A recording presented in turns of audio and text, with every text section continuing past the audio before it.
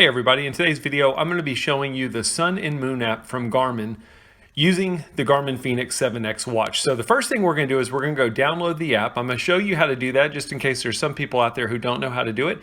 And then I'll show you what the app looks like on the Garmin Fenix 7X watch. So I'm using an Apple device. Shouldn't matter if you're an Apple user or Android. It's going to be pretty much the same. You have to have the Garmin Connect IQ app. It's a free app from Garmin. And then once we go into the app, I'm just going to go to the search and I'm going to type in Sun and Moon.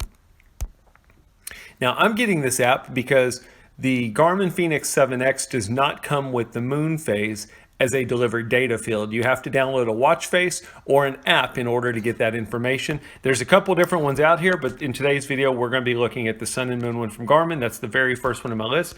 I'm going to click on that and then I'm going to simply click install. If you wanted to, you could read more information about it. You'll see that it says the app requires access to your GPS location. I'm going to allow that.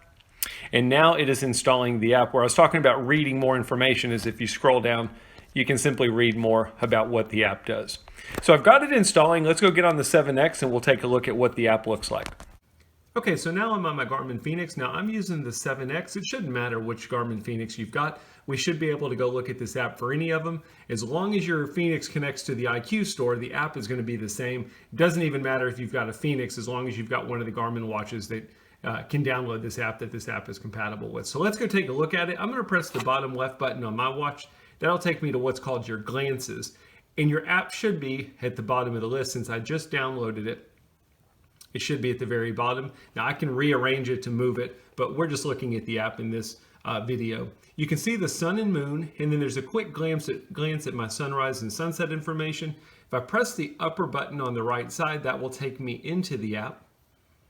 It's going to take a few minutes. What it should be doing here is connecting to my GPS location and pulling in the information for my location.